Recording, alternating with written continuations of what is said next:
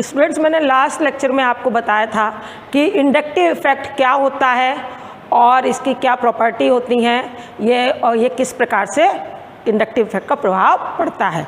Inductive effect generally किसके कारण होता है? सिग्मा बॉन्ड के कारण होता है। इसमें क्या होता है?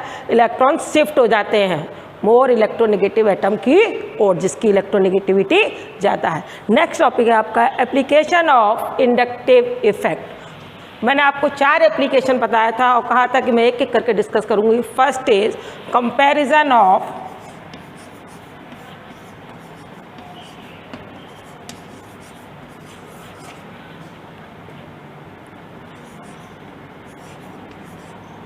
Acidic strength of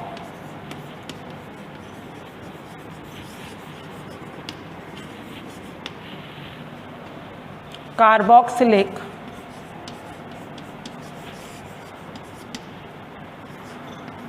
acid.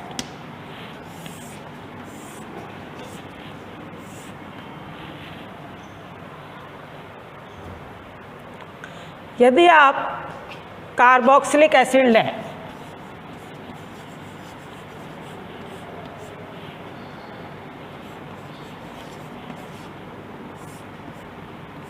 तो आपका बनेगा RCO प्लस H3O। ठीक, एक आपका कार्बोक्सिलेट आयन बनेगा और एक हाइड्रोनियम आयन बनता है। Ka equal to RCOO minus H3O plus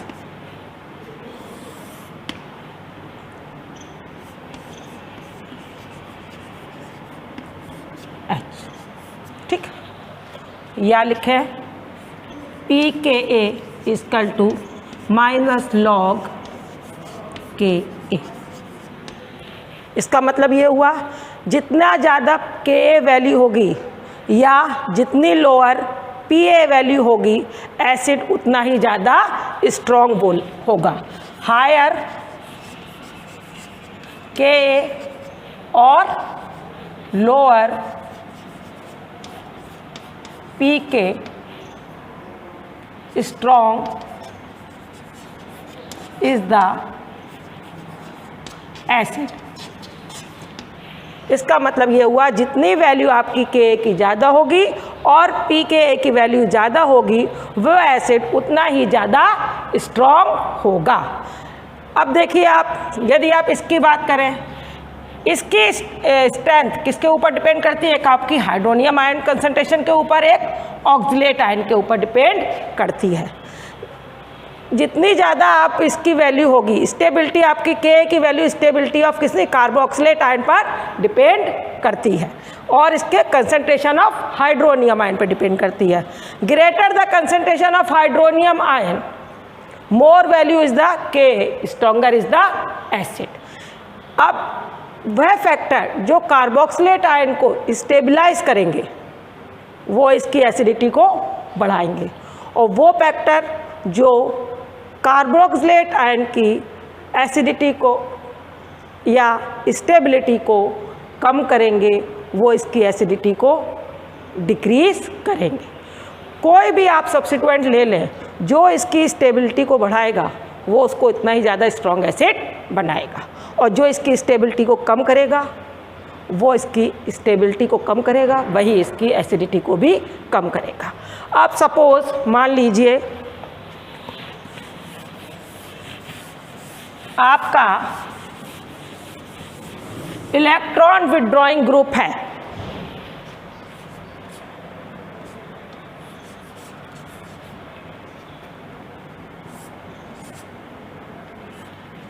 यदि आपका कोई भी इलेक्ट्रॉन विथड्रॉइंग ग्रुप है तो ये कार्बोक्सिलेट आयन की से क्या होगा?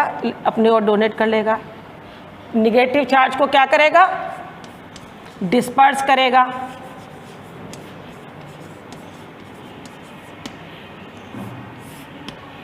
इलेक्ट्रॉन विथड्रॉइंग ग्रुप कौन सा इफेक्ट शो करेगा? -I इफेक्ट शो करेगा। ठीक है, निगेटिव चार्ज को डिस्टर्ब करेगा तो इसकी स्टेबिलिटी को बढ़ाएगा। increases.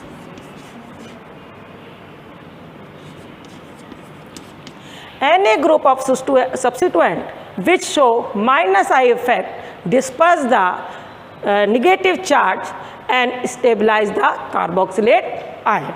और ये कौन कौन से group minus I effect show करेंगे? NO2, CN, fluorine, chlorine, bromine, ठीक है।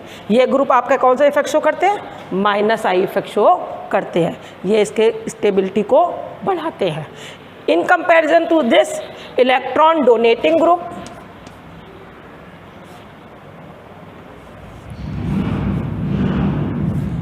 यदि प्रेजेंट होगा कार्बोक्सिलेट आयन पर, तो ये क्या करेगा? नेगेटिव चार्ज के intensify the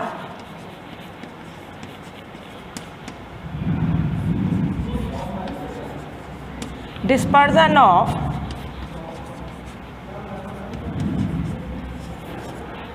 negative charge.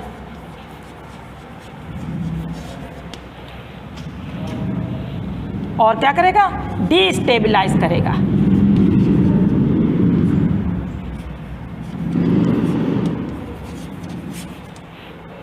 The carboxylate ion.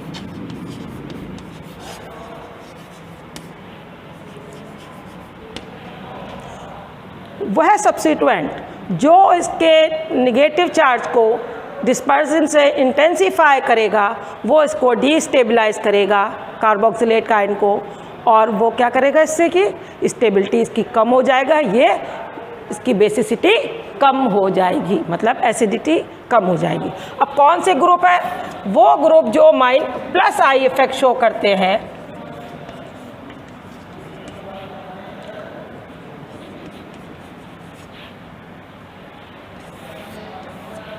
Plus I effect show करता है। CF3, methyl radical, alkyl radical, trifluoromethane, ये आपके कौन सा शो करते हैं? प्लस आई इफेक्ट शो करते हैं। ये इसके नेगेटिव चार्ज को डिस्पर्सन में इंटेंसिफाई करते हैं, इसलिए ये क्या करेंगे? इसकी एसिडिटी को कम करते हैं। कंक्लूज़न ये निकला कि यदि प्लस आई इफेक्ट वाला ग्रुप जड़ा है तो उसकी एसिडिटी डिक्रीज़ हो जाएगा, और यदि माइनस आई इफेक्ट वाला ग्रुप जुड़ा हुआ है तो उसकी एसिडिटी इंक्रीज हो जाती है।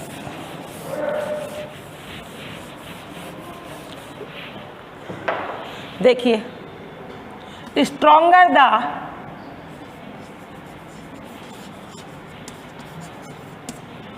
Plus I effect,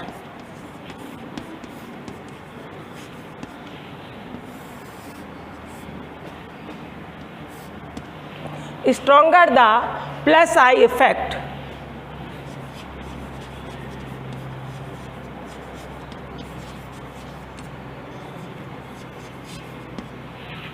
weaker is the acid। ठीक है, जैसे जैसे आपका प्लस आई इफेक्ट बढ़ता जाएगा वैसे वैसे आपका एसिड वीक होता जाता है। किस प्रकार? देखिए आप, यदि आप लें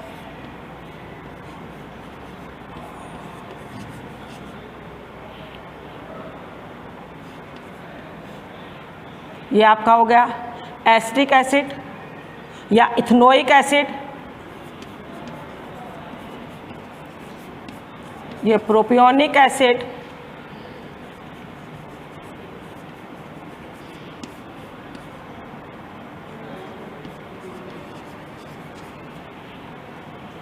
डाइमिथाइल प्रोपियोनिक एसिड,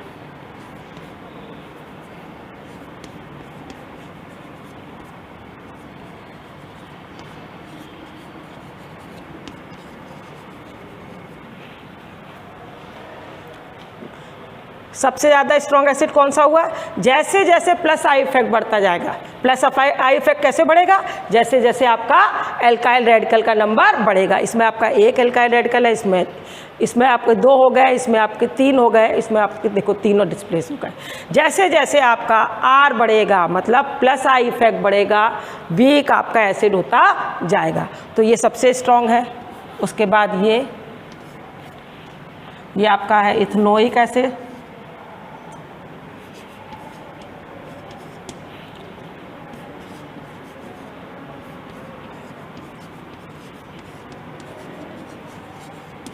ठीक, समझ में आ गया। जिस प्रकार से आई इफेक्ट बढ़ता जाएगा, आई इफेक्ट बढ़ने के लिए क्या है, आपका एल आर का नंबर बढ़ना चाहिए। नेक्स्ट है, अब देखिए आप, अब माइनस इफेक्ट का क्या इफेक्ट पड़ेगा, माइनस आई इफेक्ट का,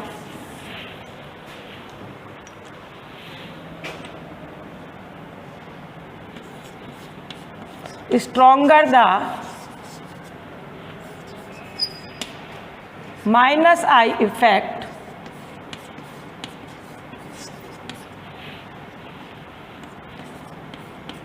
स्ट्रॉन्गर द एसिड।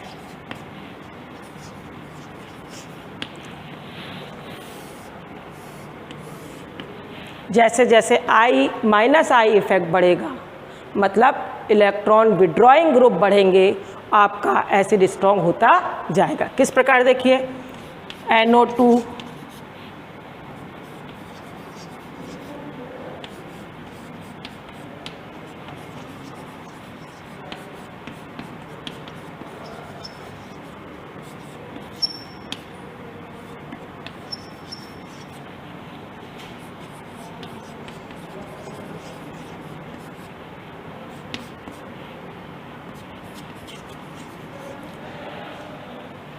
NO2 सबसे ज़्यादा माइनस साइड इफेक्ट शो करता है। उसके बाद CN, क्योंकि इसके पास क्या होता है, लोन पेयर ऑफ इलेक्ट्रॉन्स होते हैं। उसके बाद fluorine, chlorine, bromine, then iodine. इसका मतलब क्या सीक्वेंस हुआ, सबसे ज़्यादा NO2, उसके बाद CN, देन डिक्रीजिंग ऑर्डर है आपका ये।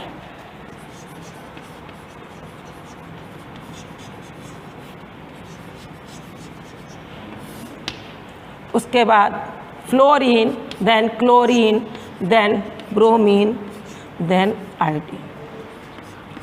ठीक है, ये आपका डिक्रीजिंग ऑर्डर है माइनस आई इफेक्ट का। अब देखिए, यदि आप एक से ज़्यादा ले लेते हैं, मान लीजिए आपने क्लोरोएसिटिक एसिड लिया,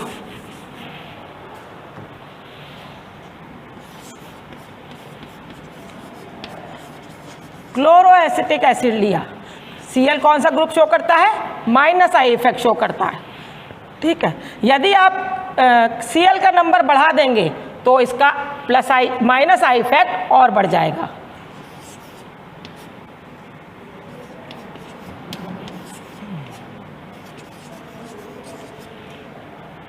तो सबसे ज़्यादा स्ट्रॉन्ग कौन सा होगा, जिसमें कि CH3 के तीनों हाइड्रोजन आइटम किससे रिप्लेस हो जाए, Cl से रिप्लेस हो जाए, वो सबसे ज़्यादा स्ट्रॉन्ग होगा। मतलब ट्राइक्लोरोएसिटिक एसिड सबसे ज़्यादा स्ट्रॉन्ग होगा, उसके बाद dichloroacetic acid, then monochloroacetic acid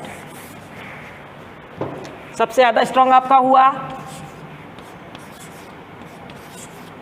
trichloro,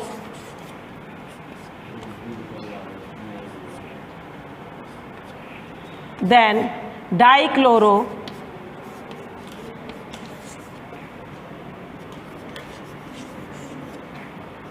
then monochloro.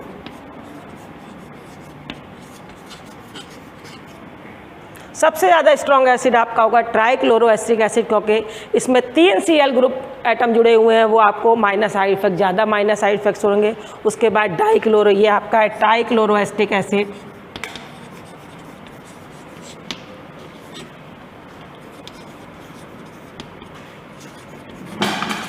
ये आपका है डाइक्लोरो,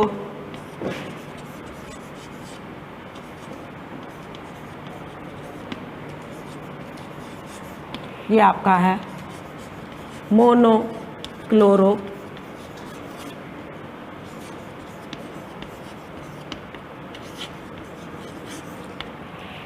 ठीक है, इस प्रकार से आपकी एसिड की रिलेटिव स्ट्रेंथ किस पे डिपेंड करती है, आपका डिपेंड करती है कि इसके साथ कौन सा सब्स्टिट्यूएंट जुड़ा हुआ है।